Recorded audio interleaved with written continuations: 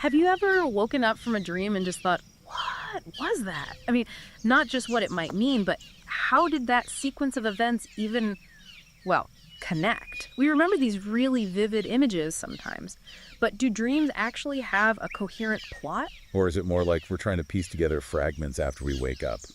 Trying to make sense of the night's bizarre little movie. Welcome to the Deep Dive. Today, we're taking a pretty unique journey into that weird, elusive world of dreams. Yeah, we're stepping beyond the usual hunt for hidden symbols. And instead, we're asking a more fundamental question. How well do our dream stories actually hold together, logically? And here's the twist. We're going to explore this using a method you probably wouldn't expect. Street Epistemology. Right, which is usually for examining beliefs.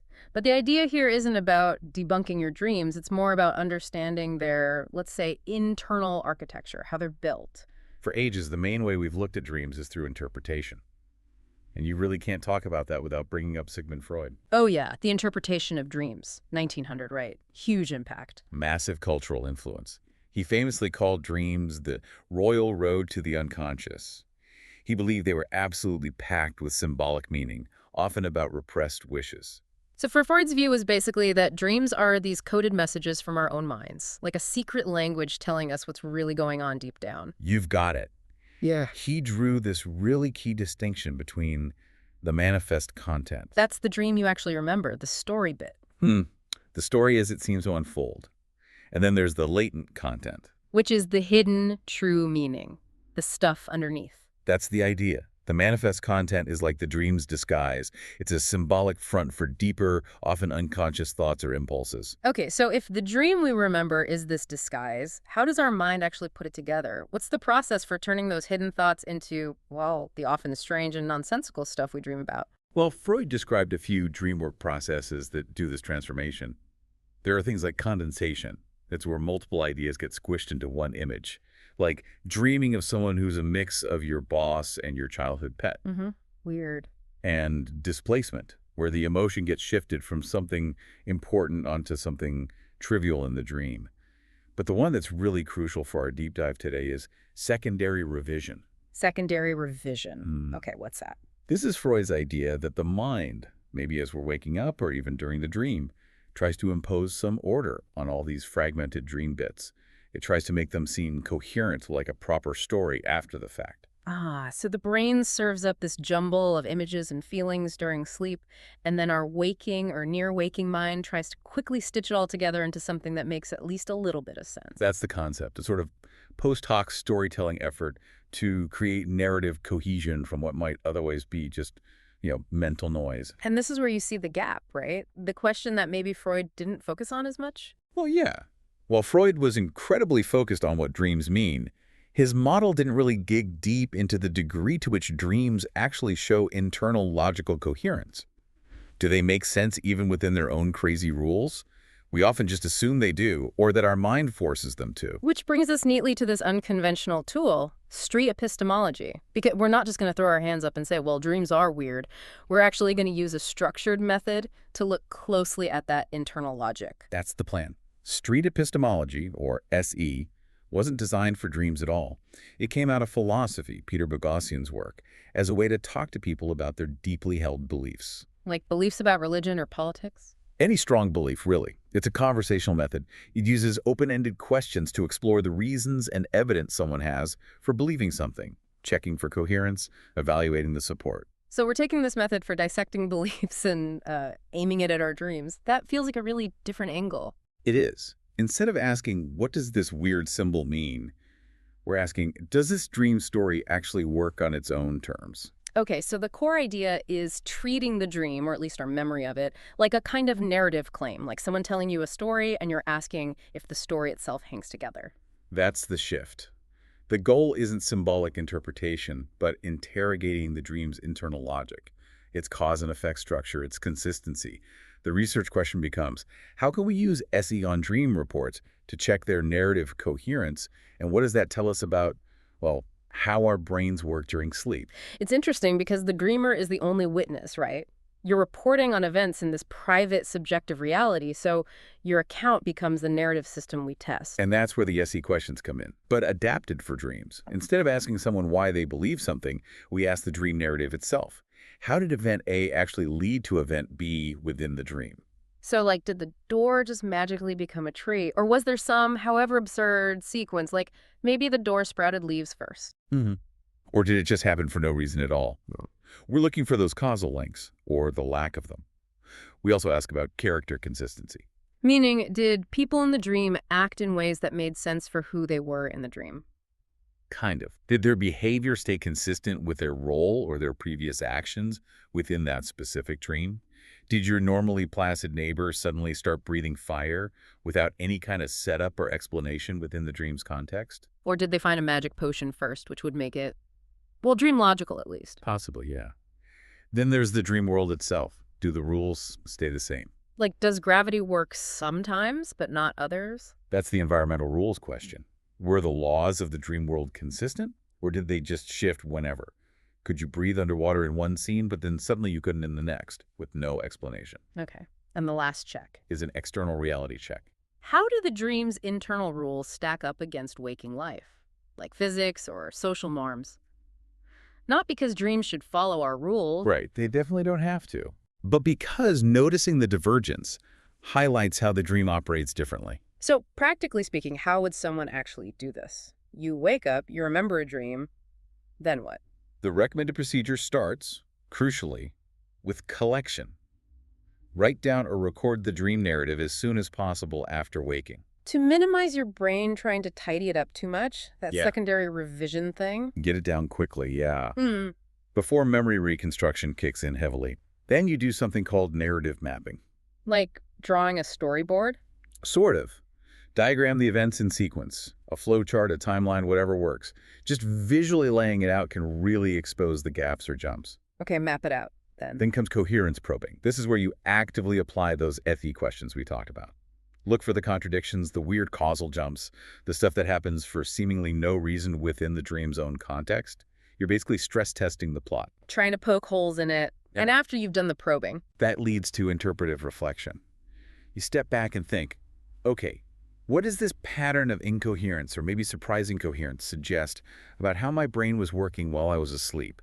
It's about understanding the process behind the dream experience. Let's make this concrete. We have an example from the source material. An anonymized dream. Get this. Subscribing is the only way to keep the cows from learning TikTok dances? Oh my God. The stakes have been raised. I know, it's like we have to save the world Yeah, we have to protect the internet. from dancing cows. Someone dreams they're walking through an airport, but the boarding gates don't lead to planes. They lead to floating bookshelves. Okay, weird start. It gets weirder. The books on these floating shelves are whispering personal secrets, but you can't open any of them. Right. Okay, let's run the SE checks. First, causal link gap.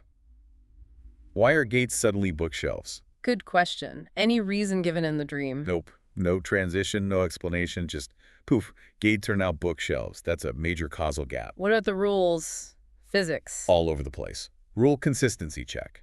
Gravity seems to be off for these huge floating bookshelves, but it still works fine for the dreamer walking on the floor. So inconsistent physical laws within the dream scene. And comparing it to the real world. The external check. Well, airports in reality are about travel, movement, going places. Here, that function is totally subverted. They become gateways to knowledge, but knowledge that's completely inaccessible, whispering secrets you can't actually get to. The fascinating shift, and internally inconsistent because the whispering implies accessibility, but the unopenable books deny it. That really shows how a dream can just ignore basic logic we rely on. Okay, what about another common one? That classic scenario.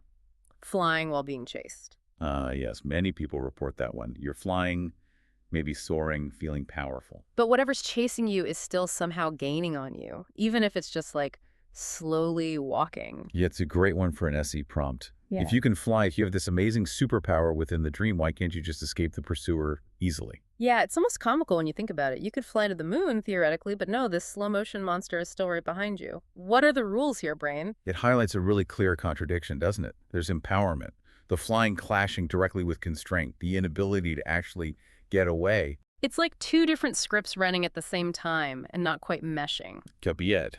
It might reflect competing neural processes during sleep.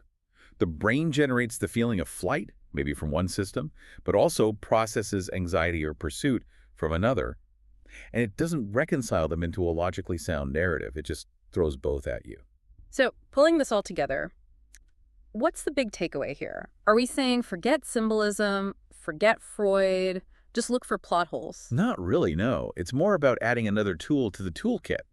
This approach really complements symbolic interpretation. It doesn't aim to replace it.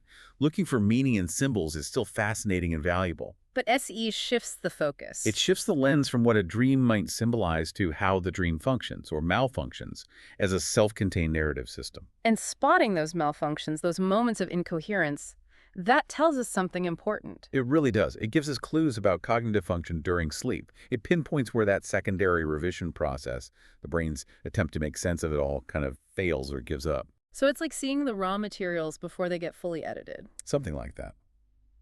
It offers a glimpse into how the brain tries to stitch together disparate bits of information, imagery, and emotion when our usual executive control, our waking logic filter, is relaxed. It reminds us dreams aren't always neat, tidy stories. Often they're messy first drafts.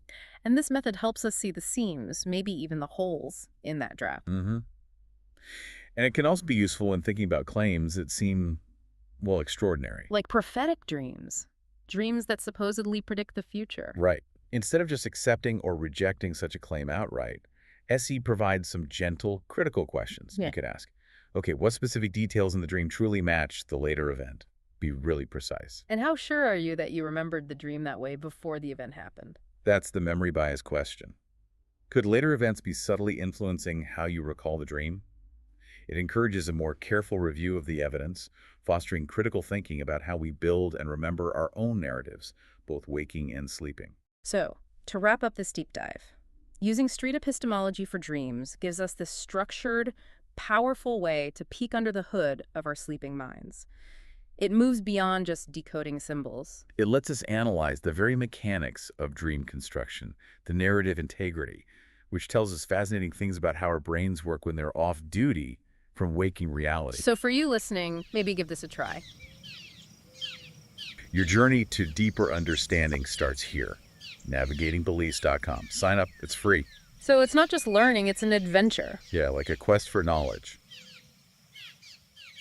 It sounds maybe complicated, but it's actually quite straightforward. First step, grab a notebook or your phone right when you wake up. Yeah, jot down or record the dream immediately, within minutes if possible, to get it before your brain starts editing too much. Then try mapping it out. Draw a little timeline or bullet points. Just list the sequence of events.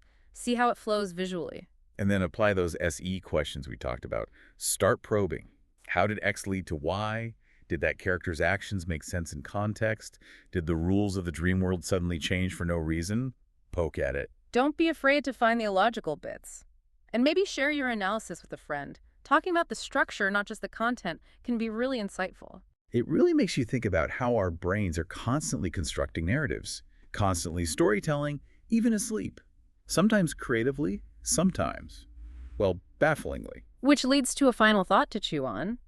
What does this constant storytelling capacity, with all its creativity and its glitches, tell us about how our brains construct our sense of reality, even when we're wide awake?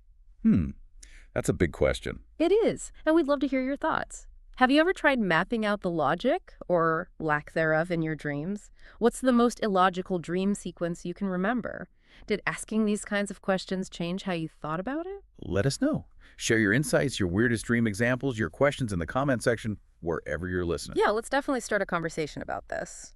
Until next time.